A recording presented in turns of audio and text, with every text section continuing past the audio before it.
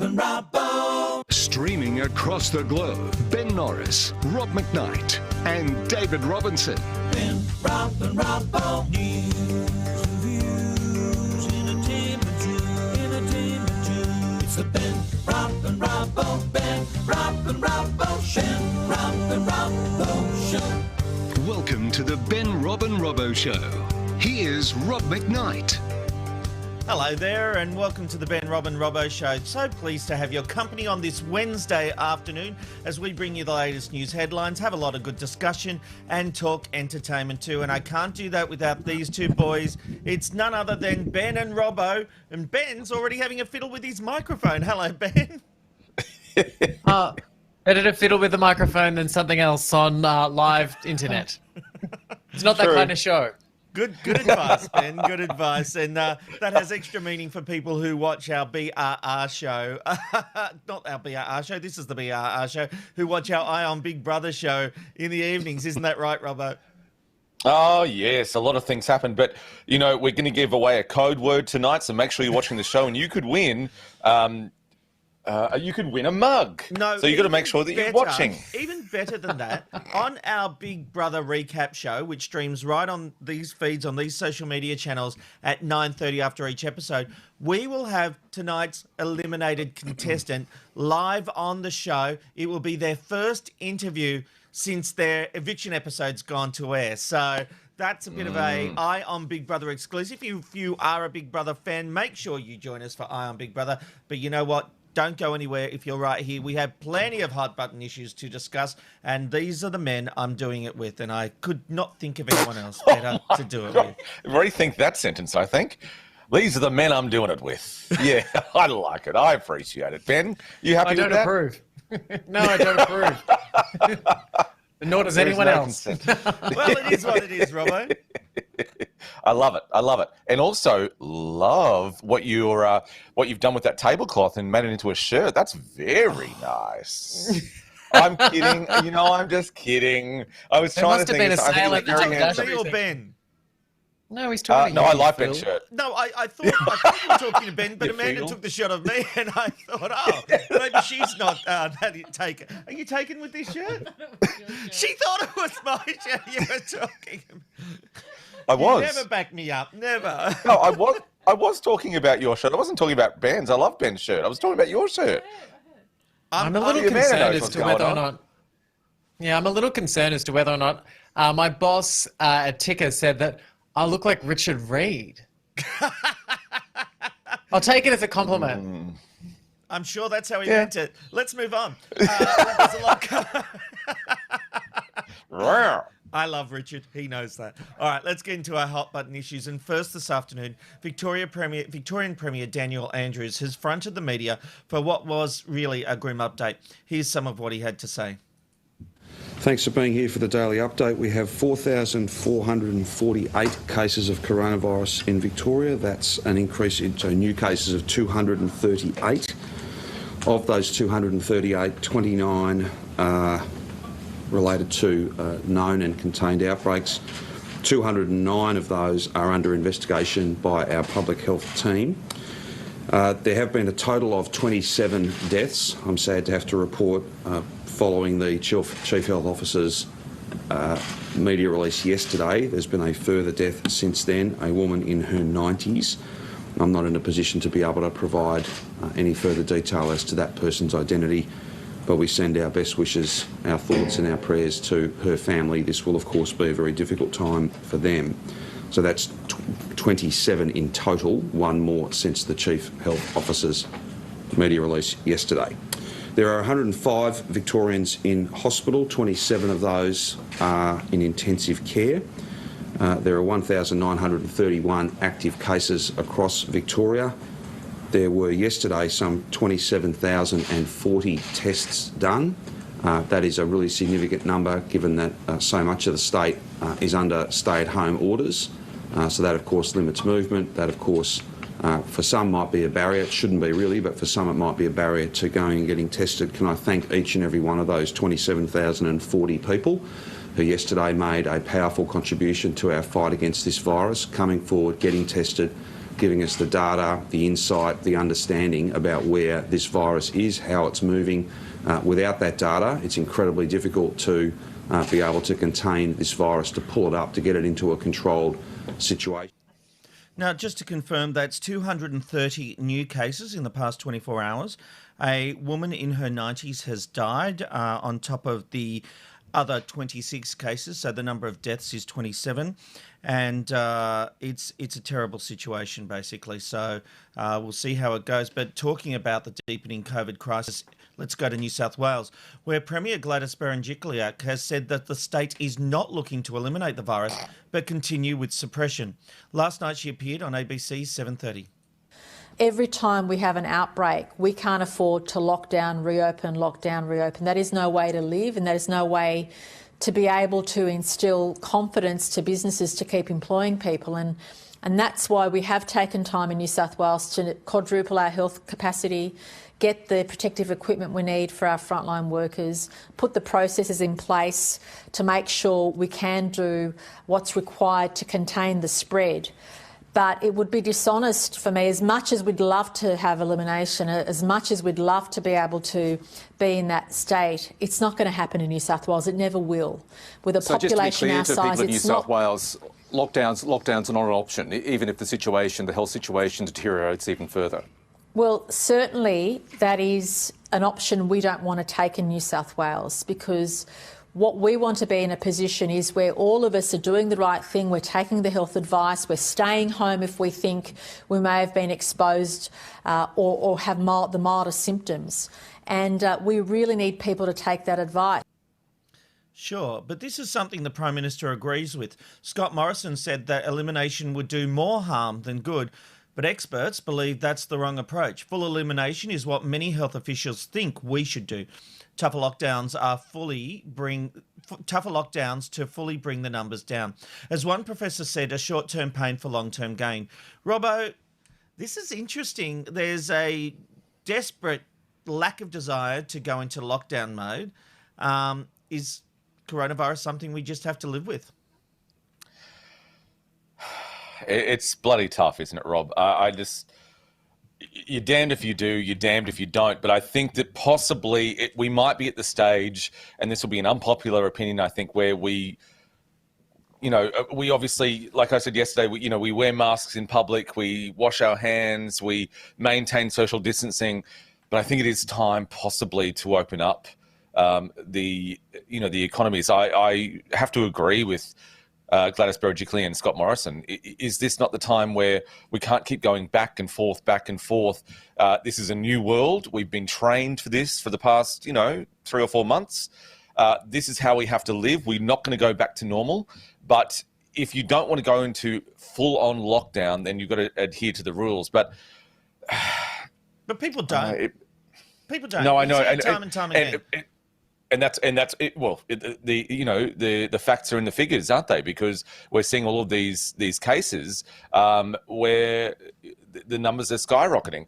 I think it might be time to have a mature conversation about opening everything up again.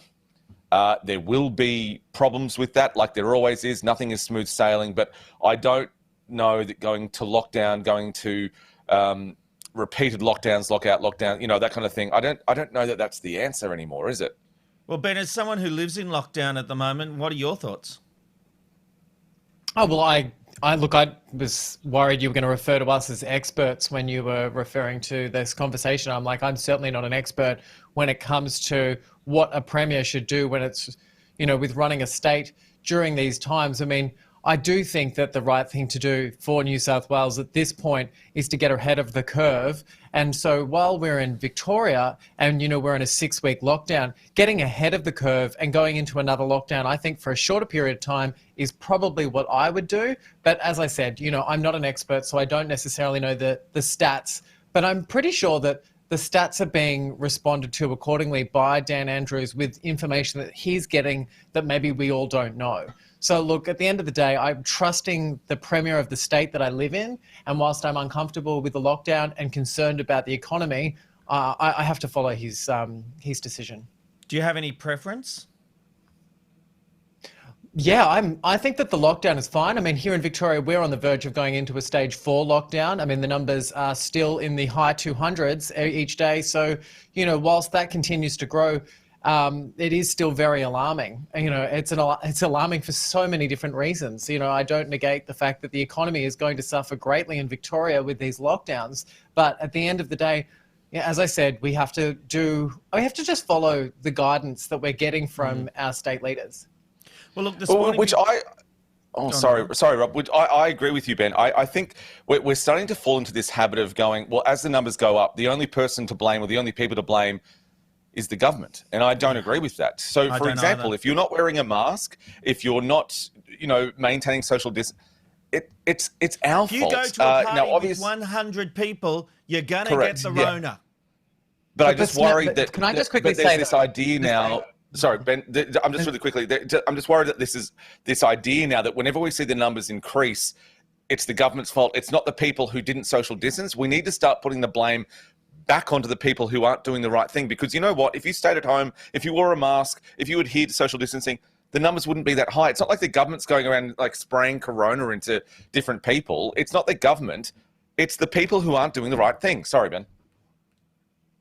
I think mistakes have been made in Victoria, and that's absolutely evident. And now it's even harder to be able to get control of that. The unfortunate mistakes that were made in Victoria do seem like they have spilt into New South Wales with these pubs that have had this cluster directly responsible from the Victorians that attended those pubs. So look, I think that with the information that we know in Victoria is that it's not something that's going to go away very quickly. And those numbers in New South Wales are very alarming. I will say that there is no good news when it comes to COVID-19. The only good thing I can think of is that we are getting to talk about the premiers so much that we're starting to learn how to pronounce their names, or so to speak.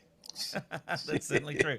Look, this morning, Victorian health officials confirmed 2 COVID patients who attended the Black Lives Matter protests in Melbourne are linked to at least 242 cases in the city's public housing towers.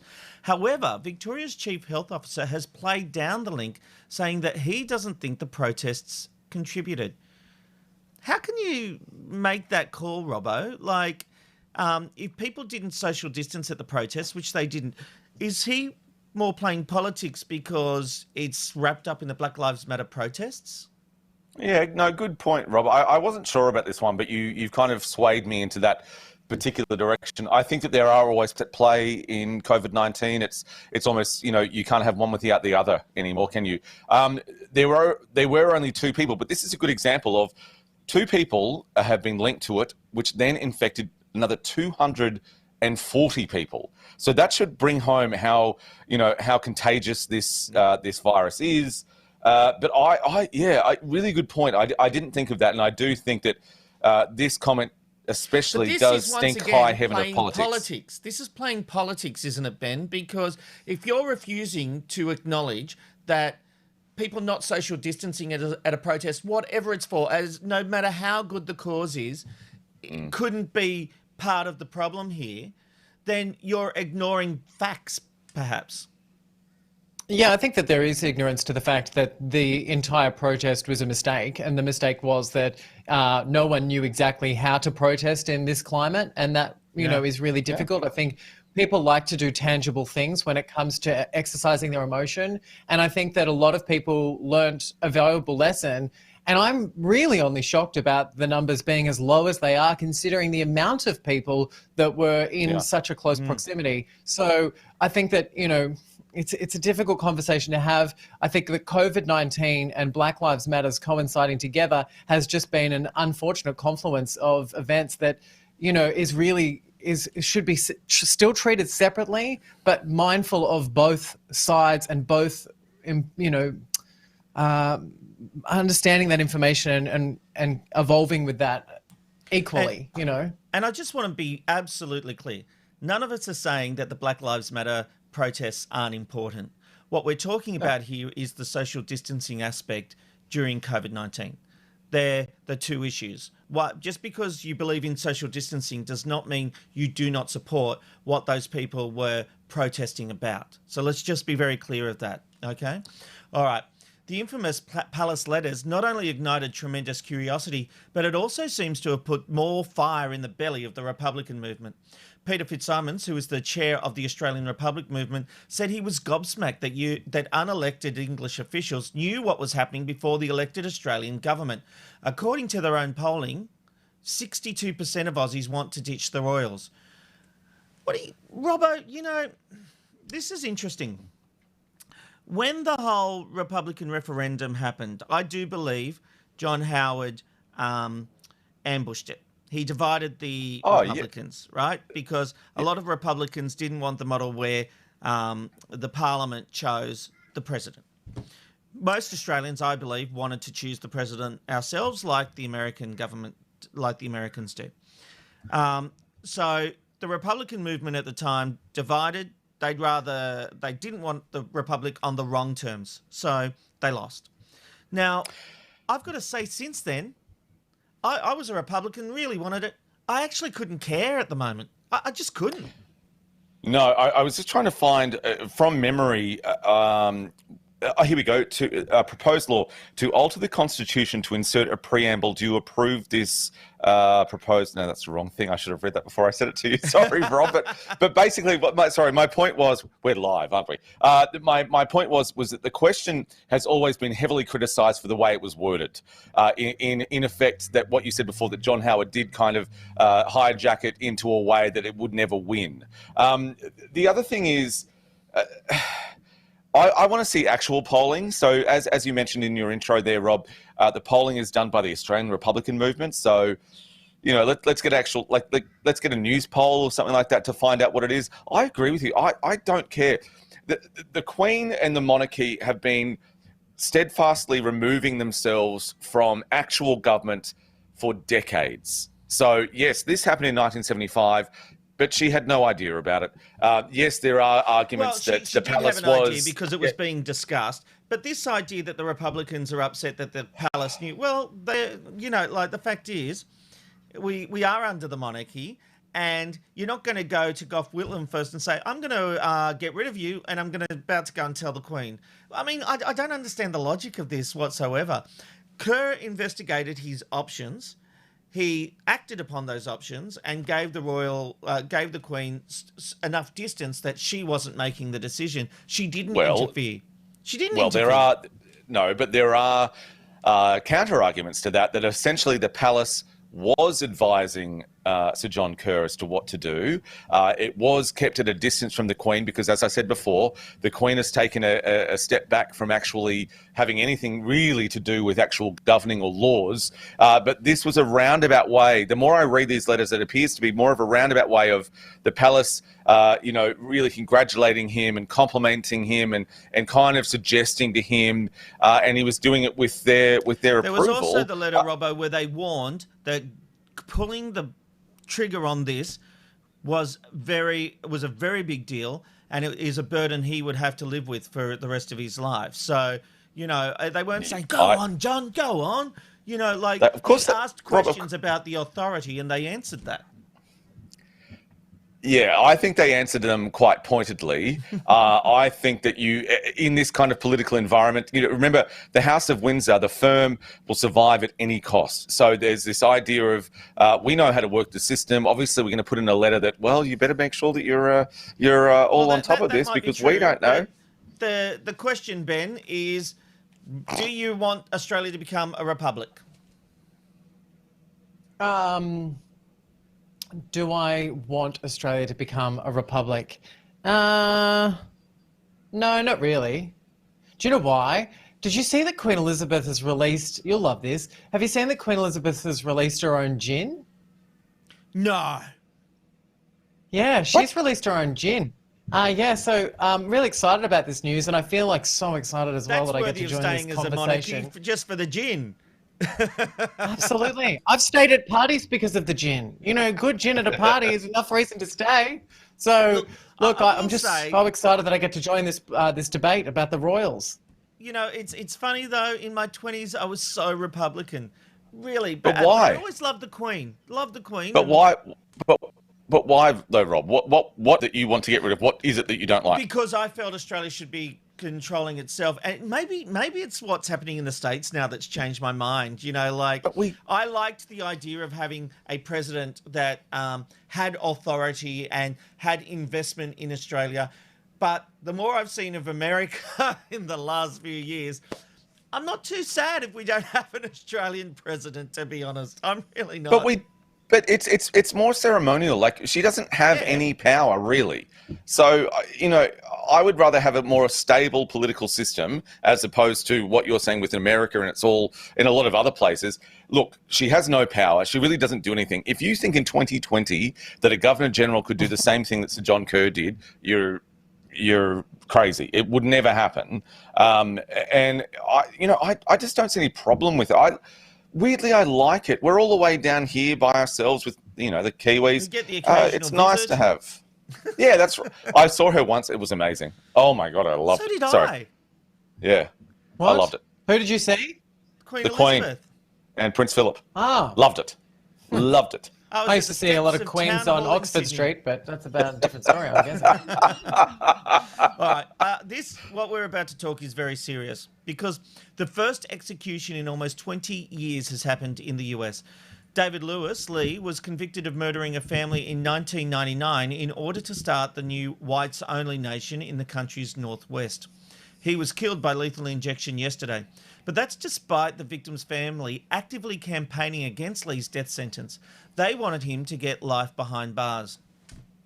It's always a tough one, Ben. Are you for or against the death penalty? Look, I don't like the death penalty, and maybe this makes me a sicko, but I don't like the death penalty because I feel like that's an easy exit for what they've done. When it comes to some of the heinous crimes that people have committed, ending their life, the only positive side I see of that is, no taxpayers' money or whatever it is going towards keeping these people alive. But I feel like when somebody has done something as heinous as this man, he should live his entire life in, a horrible state to think about what he has done. It does cost money to keep these people behind bars. I know, but look, I think the difficult reason why I don't like people being sentenced to death is, with a flawed judicial system, if that's the correct word, there has been plenty of people, especially in America, being wrongfully imprisoned. So unfortunately, I think that's another reason is, it's another reason to say that we shouldn't execute people, so anyway, And look, that's my that thoughts. is a valid concern that you may possibly have the wrong person. Robbo, I do a true crime podcast and I've seen some interviews with some horrific people. They are not good people most of the time. Terrible people. Are you for or against the death penalty? It's so difficult. And there is part of me that would go, especially so you put it in this way, and I think this is the way that the death penalty still exists in countries like America, where you would go, if it happened to my family, then yes, I want the asshole who did something to my family to fry, to die, all of that kind of thing. I also think that you become institutionalized if you keep them alive for the rest of their life. It's not a bad life, really. I mean, it's not the best life, but, you're fed 3 times a day, you've got a nice bed, all of that kind of thing. So it's tough, isn't it? In one part, I would say, yes, keep it, I understand it. The other part, I think, no. And then the point that Ben made, that so many people have been wrongfully killed or executed, rather, because, they didn't commit the crime. We're talking about a small number of people there that happens. And I've got to tell you, from my limited knowledge, and I'm not the expert on our true crime podcast, that's Amanda Howard, the serial killer whisperer. It's called Monsters Who Murder, Serial Killer Confessions, just quietly. That's the longest plug I've ever heard. Why don't we just play an episode? Says the man who will drop names like they're going out of fashion and turn around and pick them all up. But you know what? Dropping names is on brand for me. People are interested in hearing me drop the name of Kylie or Danny Minogue. When you go off on a rant about some woman who's some sort of serial killer whisperer, what does that even mean? What is she whispering to them? Are they whispering to her? Have you not listened to it, Ben? Hold on, Ben. She's really good. Yes, Ben. It's really good. She interviews serial killers. She talks to them. We have interviews. Does she with whisper to serial them? killers. Sorry? But is she whispering to them? What's her whispering? I don't understand.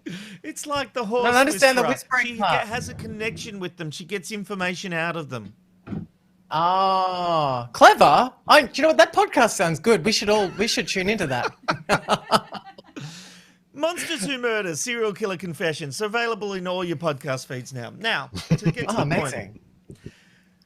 point, what is interesting about these killers that are on death row is that it's playing on their mind all the time. And some of them can be on death row 5, 10, 15, 20 years. Some of them die before the execution goes through. So what I like about them being on death row is the fact that if they're not on death row and it's life in prison, there's almost, as Robbo says, not a contentment, but an acceptance of their lot and how things are. If they're on death row, there's always this in the back of the mind. When's this going to happen? When are my legal appeals going to run out? When's this? Like every day they're fighting to stay alive. So I've got to say, I think I don't mind the idea of the death penalty, especially against these heinous crimes. These people who just get so much joy out of taking the lives of innocent people. I just think, you know what? Yes, we can talk about making them pay and making them live out a jail life, but really, at the end of the day, the planet's better off without them. Yeah, but I think this is the other thing I was going to say to you, Rob, is that we often come down to this with a lot of discussions, and that we always seem to come down to there just being like an overall rule where it's like, okay, we can't do this anymore and you must side between two different things. But life isn't like that. There's just so many different ways we need to look at it, and you need to look at every individual case. And I think with this particular case, it's been determined that this is the best outcome based on the facts that they have. So look, I think not everyone who commits a heinous crime deserves to have the death penalty. I think it deserves to be explored a little bit more, and the end result needs to be, allocated accordingly. I agree with that. And look, on a serious note, just in case you missed it, Monsters Who Murder, Serial Killer Confessions with the serial killer whisperer, Amanda Howard, is in your podcast feed now. Do you have anything to do with that, Rob? Yeah. Just quickly? Yes, I do co-host it just by sheer coincidence. Oh, right. Yeah. Sorry. Can't I'm wait actually to watch listening to the podcast now, actually. I've actually started listening to it through the show. I'm multitasking. Lovely. All right, let me get your thoughts on this one. Celebrities have more of a platform to sprout their opinions than ever before, thanks to social media, and they have a massive influence. For example, when Taylor Swift endorsed a candidate in the US, within 24 hours, more people registered to vote in the following 24 hours than they had done in the entire month. But should they just keep their opinions to themselves? Celebrities like Mark Wahlberg talking about names, celebrities like Mark Wahlberg say celebrities live in a bubble and should keep their opinions to themselves. Singer John Legend took to Twitter to talk about the issues, saying, "Reporters always ask me if more artists should speak out about politics. I always say, not necessarily." He went on to say that if celebrities do want to share their opinions, they should do their research before doing so. One user simply replied to him, "Question is, why do some celebrities think people care? Must just be the overinflated lefty celebrity egos that think their useless opinions actually matter." Robbo, opinions are like bum holes. Everyone has one. Why shouldn't celebrities be able to share their opinions just like everyone else on Twitter? Because they've got a platform. So this is what worries me. I'm reminded of... What? What did you say? Oh, I just what meant, happened? what Did does a it bee mean? sting you? I was trying to answer. It looked like a bee stung him in the eye. So anyway, keep going, Robbo. If only it would sting him in his voice box. Here we go. I hadn't I'm answered feeling like Kieran on Big Brother today. Getting picked on. Yeah, you look a bit like him too. Oh no. Anyway, have fun in the White Room. Keep going, Robbo. Just going to check. It's fine. And go. Okay, good. All right. I'm reminded. Time for Robbo. Okay, really quickly. They've got a platform that addresses or has connection to so many people who also aren't probably educated fully on that particular topic. I'm reminded of Ricky Gervais when he did his Golden Globes opener last year, where he said, "Don't lecture people. You don't live in the real world. You don't you're in the bubble. I agree with Mark Wahlberg. So I understand that you want to do it. We give our opinions here and we all enjoy it. But at the same time, they're not in the real world. So don't lecture me about what I should do. But you don't have to listen. Like, I don't understand why people should be punished for having a lot of followers. No, but that's not the thing. You're not being punished for doing that. The bad thing is the people who listen. A case in point, Fox News.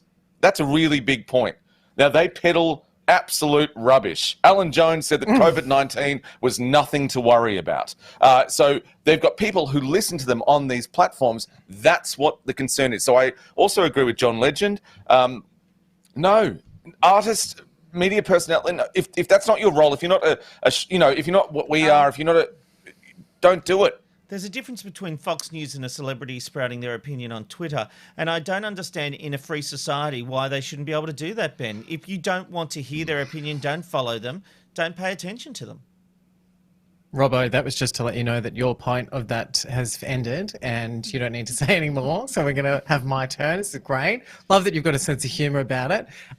So look, my mum, she brought me up to read like comic books because there's valuable lessons in comic books that can be related to everyday life. And in Spider-Man, which is a Marvel comic book, I think it's Aunt May. I think, well, someone please help me. Peter Parker's grandmother or auntie, she said, with great power comes great responsibility.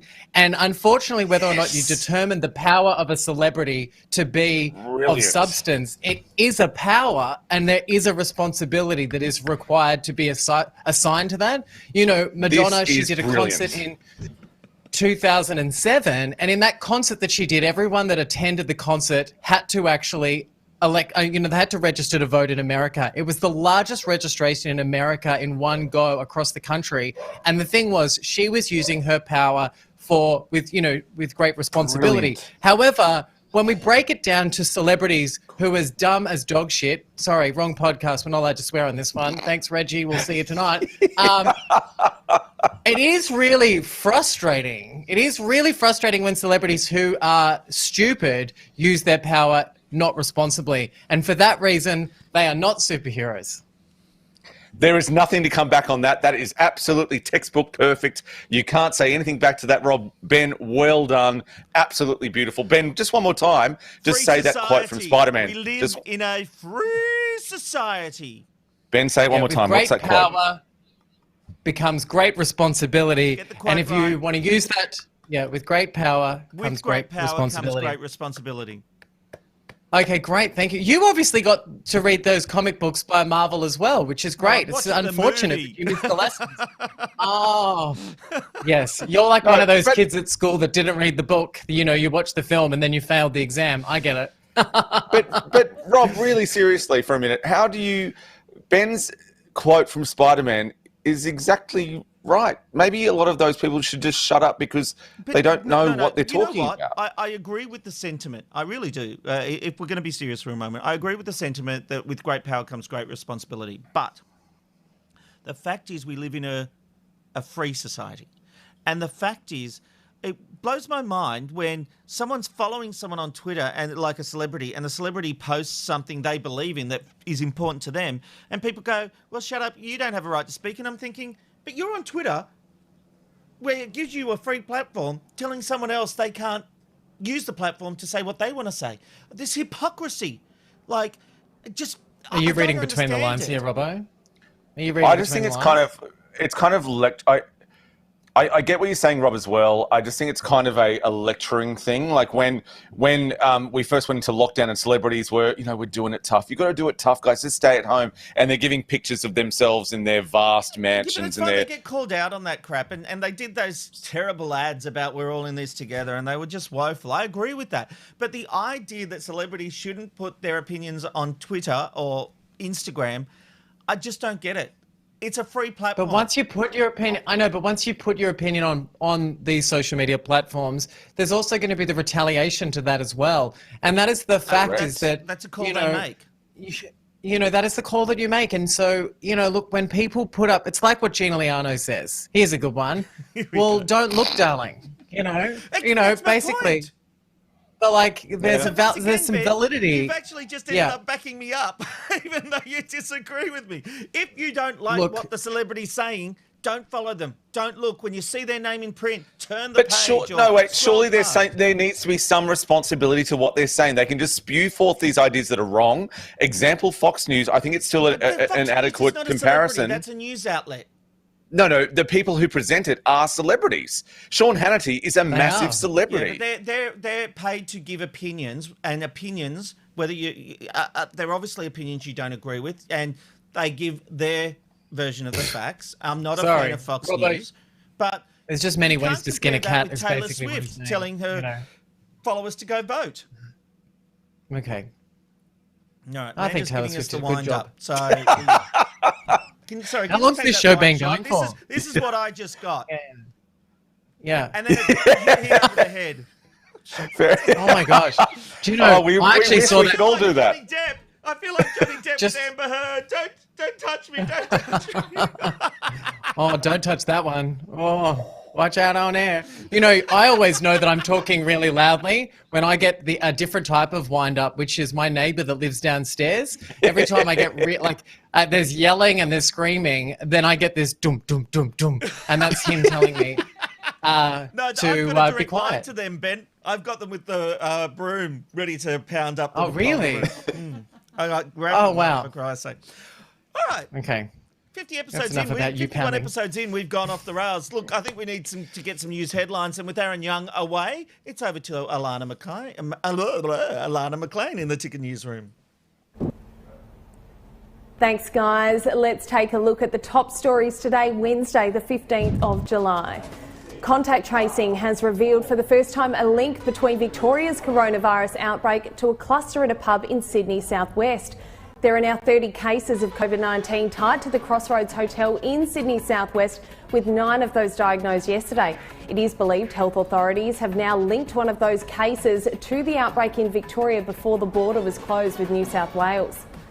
Over to sport now, and the NRL could ask players and officials from Sydney's COVID-19 hotspots to move out of their homes if Queensland doesn't provide the league with travel exemptions. The other extreme possibility, moving all the clubs into New South Wales.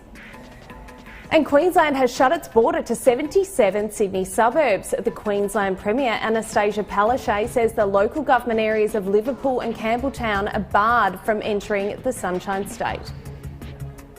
The UK has banned Chinese telco technology company Huawei in a landmark decision. Security concerns were flagged as part of the ruling, which was a total backflip on the UK's previous policy. The Australian government has already banned the provider from our 5G network. And there are calls for Australia to axe our free trade deal with Hong Kong this morning.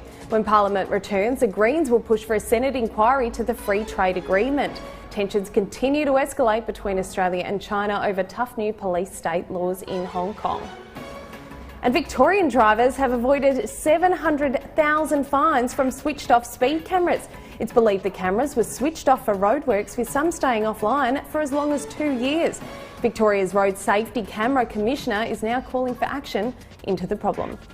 Let's take a look at the weather today. Melbourne, a very cool and cloudy top of 15 degrees, an overcast but mild top of 17 in Sydney, a mostly sunny day ahead for Brisbane, slightly warmer, a top of 22 there. A few clouds around this afternoon for Perth, a max of 18, and a chilly top of 17 and overcast today for Adelaide. You're up to date. Back to you guys on the Ben, Rob and Robbo Show. Thank you, Alana. We'll see you tomorrow for Ticker Jumpstart at 7 a.m. Well, 4 became 3 last night in Masterchef Australia. It was as we said goodbye to one of the all-round good guys of the kitchen, Callum. And you know what made him undone? Bloody hell. A mushy fish. Take a look. And unfortunately, that flaw was the texture of the fish. I'm sorry, Callum. You're going home. The name Callum Han is synonymous with this competition. And every time you walk through those doors, humility and integrity has always followed. We are so proud of you. Oh my God, who are these monsters who keep knocking off our favourites? Well, they may have got rid of Callum, but we've got him right here on the Ben, Rob and Robbo show. Sir, welcome to the show. Thanks for having me. Really excited to be on. Now, just really quickly before we get into it, do any of those judges have hearts? I think technically that they do. No, I think honestly the new judges have been really good for the show. So I'm obviously would have liked to get a little bit further, but no, I think overall they've done a really good job. Well, let's talk about that. You came so close to the end. What was it like leaving at this particular point? Yeah, I guess it's one of those things that the further I got into the competition, the more I kind of wanted to be right at the pointy end. But it was splitting hairs by the end, and it was only small errors that were going to change. So it's kind of the nature of the beast, I guess. Yeah, that's right. But look, your judges loved your duck. Do you wish that you could have swapped the dishes around and done that 1 second? 100%, yes. I think in my head, before I'd cooked both the dishes, I sort of had them both planned out, and I thought the duck was going to be a good dish. I thought the fish was going to be a great dish. I was like, I'll keep the fish on the second. But because I bugged it up the fish, and they loved the duck. So had I cooked it around, maybe it would have been a different result. But that's the strategy I chose, and I've got to stick to it. So you have a cooking school in South Australia. Do they teach how to cook fish there? I actually teach people how to cook fish. But I guess normally when you're cooking fish at home or in a restaurant or whatever, you don't do it with, 7 cameras on you and pressure and someone yelling at you about time and being interviewed about it. It's all those little 1%ers all do make it really tricky at the best of times, even if it's a simple dish. And I was trying to push myself, but didn't pay off, unfortunately. Callum, I want to apologise for that question. That question was uncalled for, but, we have to have a bit of fun here, so I apologise. I know you know how to cook fish. Now, you actually got quite emotional, obviously, at the end of the episode last night. Let's have a look at that. I think it kind of just hit me at the end of the cook.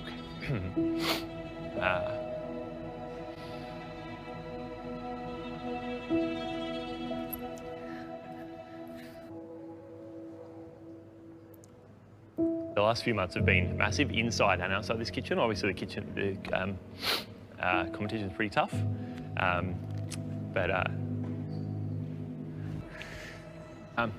I just have a couple of minutes?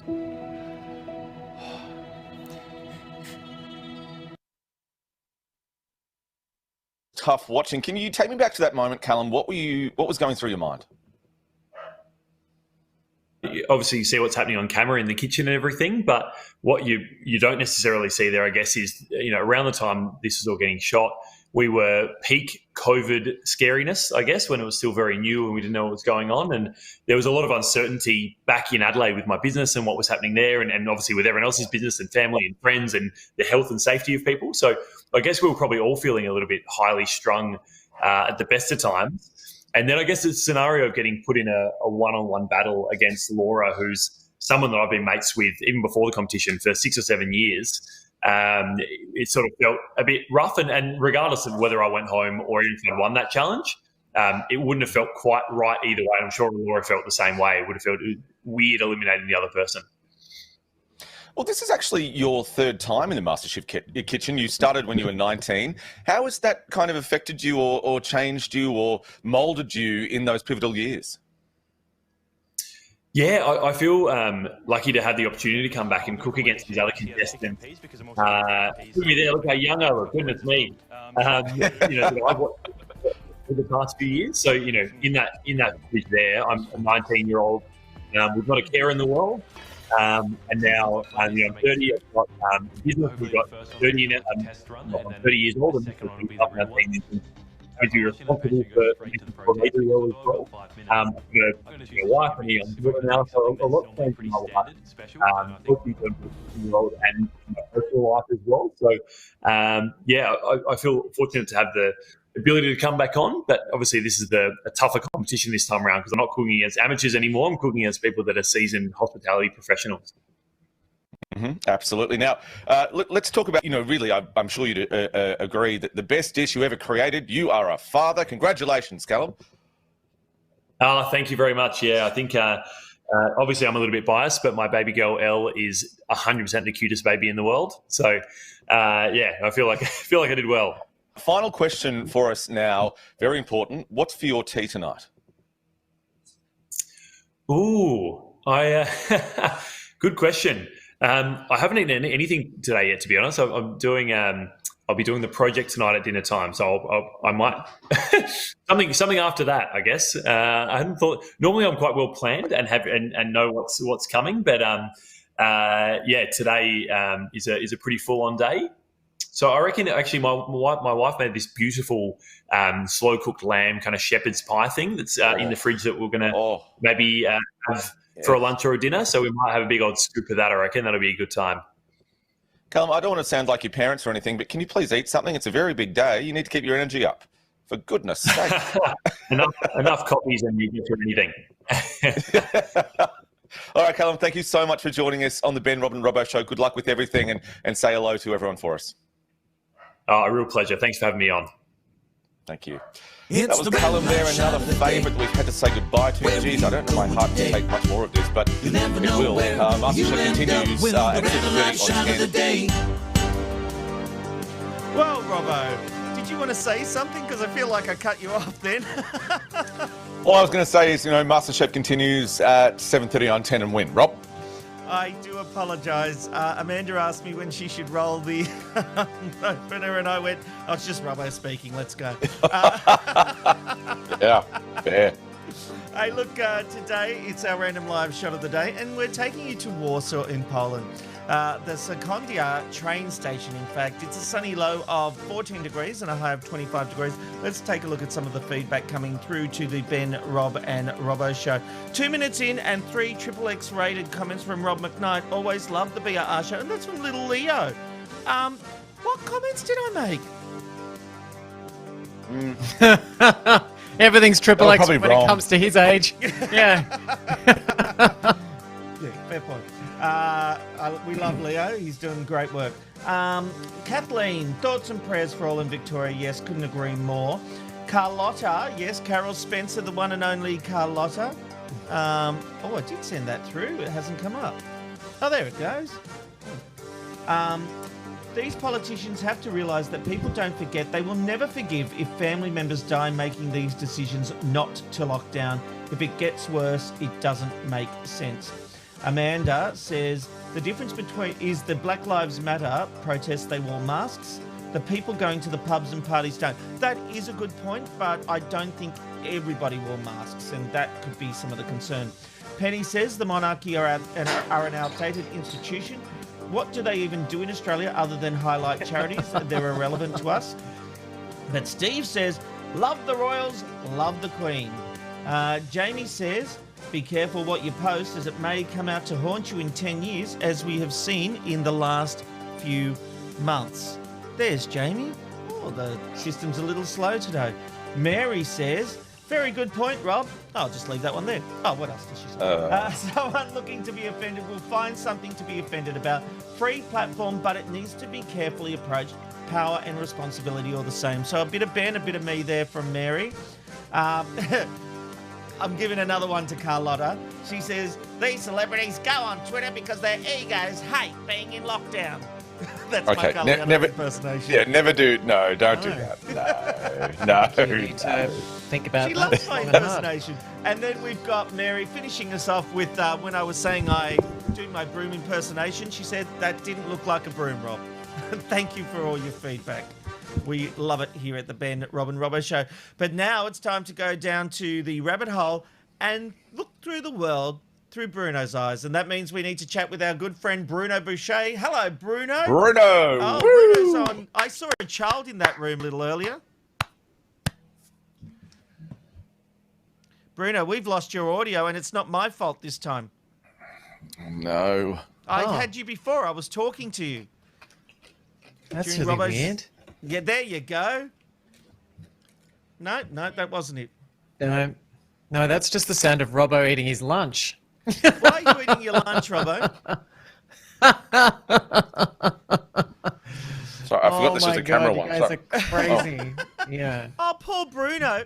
You know what's the worst thing Looks is? nutritious. Bruno we actually had the audio, but Bruno worked in radio, so audio is a big part of his life, and he stuffed It's not his up fault. the audio. It's not his fault. It's not his fault. Poor Bruno. Should we go to entertainment maybe and then come back? I think, Bruno, you try and work out your audio issues, and we'll go to Ben for the very latest entertainment news. And Ben, we're talking about, I alluded to it before, we're talking about Johnny Depp and Amber Heard and the case going and the court case going on in England at the moment. Thanks, Rob. Yeah, talking about Johnny Depp, he is in England at the moment with this court case unfolding.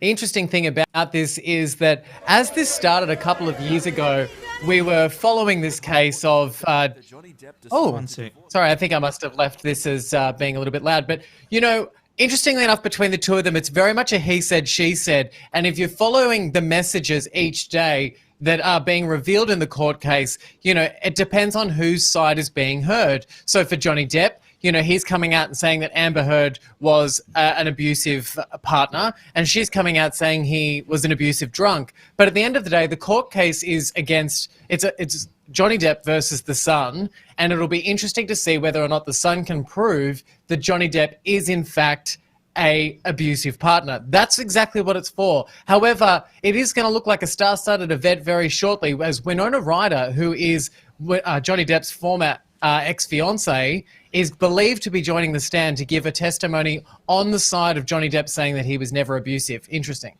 And she was never a shoplifter. Well, she definitely was shoplifting. She did shoplift. She got caught for it, and it was a whole thing. I was just trying to show I know my entertainment history. Just take a moment. Just take a moment to recover from the blow I got from both of you two there. And I realised what I said, Robert. Change it. Next story. Change your pace. There's some sad news for Mythbusters fans, Ben. Yeah, Grant Imahara has actually passed away at the age of 49. He was a much-loved presenter on the series of Mythbusters. It is believed that he has passed away due to a brain tumour. 49 is very young, but the much-loved Mythbuster was very popular with his audience. Check out him doing some of his best work on the red carpet promoting Mythbusters. What is the best myth you've busted? Oh my goodness. You know, we strapped rockets onto an Impala and tried to see if it would fly through the air.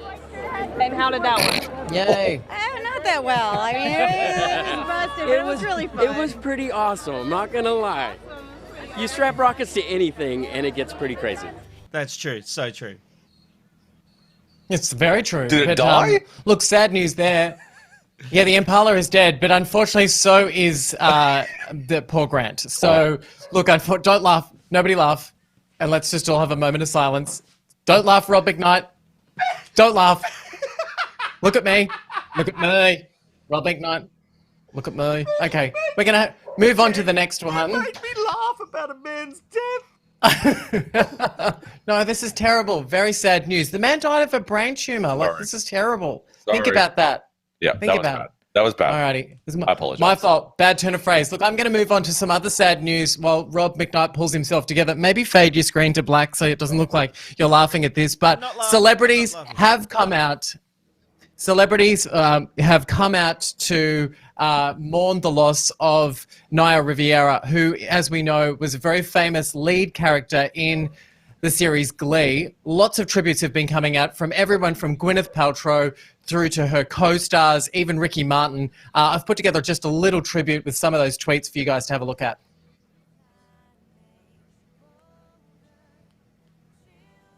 Oh, we need the volume back up because I asked you to turn it down before. It's all happening. Well, I'm getting older too. So take this love and take it down. Yeah, if you climb a mountain and you turn around. Lovely stuff, Ben. I don't mean to be That was a laughing nice at. little tribute, well put together. Thank you for that. Well, Bruno has sorted out his audio issues. Bruno, let's bring you in for today's Through Bruno's Eyes. How are you, mate? Bruno! Woo! I'm so sorry about before. Hey, before I get into it, I just wanted to say I had the weirdest dream last night about Robbo. Putting it just very quickly, I was at Woolworths and I finally met him face to face because we've not met in person. And you're incredibly tall and incredibly rude. It was an unpleasant experience. And for some reason, I sort of resent you today because I feel like you snubbed me. It's almost like you were there in person with him because that's what he's like. Hey, Bruno. Hey, great for you to join us. Unfortunately, Bruno's got audio problems again. Hopefully, we'll be able to get him back in a couple of months. Hey, can I tell you what's really exciting me though? Dream aside, do you know who's about to turn 50? Rob? Ben? Close. Email. Can you believe that email's just about to turn 50 and Hotmail is about to turn 25? Like, I just couldn't believe it. Like, for the past week, I've just been walking around talking about email with everyone that'll listen to me, which is just not a great conversation, but it was just more of a bloody hell. Can you believe that email's been around for as long as so many of all of us have? Yeah. Off. Can I quickly ask just off that, Bruno? If I can quickly ask everyone, what was your first email address? Because my first email address was spanky972@hotmail.com. Does anyone else remember their first email address? Oh, mine was princeof69@hotmail.com. I just kind of thought that was a really I just thought that was kind of cool. And actually this girl that I was dating at the time, who's got quite a high profile nowadays, her account was Rockin' Booty 69, and she's sort of got a pretty public profile now and wouldn't really like that. Is that Kerry-Ann Kennelly? Is that Kerry-Ann Kennelly? No? Is that Denise Ben and Rob, Drysdale? surely No? you guys had odd email addresses, I'm sure. Ben? Oh no, I was a massive nerd and still am. So I'll just tell you that I had Batman, and it was my age. So I had Batman 20, and I think that was the very first account I ever remember. I had to go and look for this up. I had to look this up earlier today. So very sadly, I was a Batman nerd. Too bad. Do you remember the first email you sent? Look, probably to my best friend, Carrie, who still has the same email address. She has WowBobWow, which was in reference to, what's that movie? Oh, Twin Peaks. So anyway, I'm really boring today. Sorry. You're going to turn my audio off as well. Mine was really boring. It was rmcknight@aussiemail.com. Lame. Do you know, there's still a very high-profile publicist, and I don't know if you know who I'm referring to, who still has an Aussie Mail email address, and yet she looks after some of the biggest stars on Earth. Yeah. Really? It doesn't exist Yeah, I don't want to anymore. publicly shame her, but yeah, she still rocks the Aussie Mail address. I didn't know you could still do that. Is it Daryl Summers? I'm no, desperately. sorry. I'm on your Wikipedia page right now, trying to find out who your previous girlfriends have been. Oh my God! Please don't. You should be mortified. Not of the email address of it coming out that we dated. That would probably be the worst thing. Is it true? Is it true? Give us a clue. Just one clue. You don't have to tell us. You don't have to confirm it. Just give us a clue. It'll be better than this whole segment put together because it's not about email. Keep going. Go. So let me guess. You guys want to know the first email that I sent? Is that what you're asking me? Yeah. Well, it was actually to a girl in Quebec that I slept with, and I sent her an email just touching base with her, just seeing how she was, and I said that it was very special for me and that I was thinking about her a lot, but I didn't realize there was one of the like a family email address. You know, some people have family email addresses, so I didn't get it weird. Down there, do they? That's weird. Yeah, in Quebec they rock it a bit weird. What about this? Bruno, reply all disasters. One quick question for you, and we've got a minute left on the show. You worked in the a current affair office in Brisbane. Amanda Patterson? Oh, yeah, Patterson. Yeah, we work together. Why? What do you want to know? Was she the girlfriend? Oh, no. No. Wait, that would have been great, but it wasn't. I feel sorry for Bruno. Bruno's got all this great content, and we've just spent too much time on this. Bruno, please, you've got the floor. No, it's all good. Look, when you send an email, just, spare a thought for it. It's turning 50. I don't know what more you want to do with that. I thought it was exciting, but obviously my three friends here think it was a dud of a segment. I loved it. I've got to take the blame for this. I approved the segment. I loved it. It was a good segment. I thought it was good as well. Yes. Look, Bruno, because it wasn't about Rob McKnight, he didn't enjoy it. So just next week, if you can make a whole segment called Guess Something About Rob McKnight. Yeah, that's a good segue. Amanda, turn off his audio. Amanda, turn off his audio. Bye. See you, Bruno. It's the Ben, Rob and Robbo, Ben, Rob and Robbo, Shem, Rob and Robbo Show.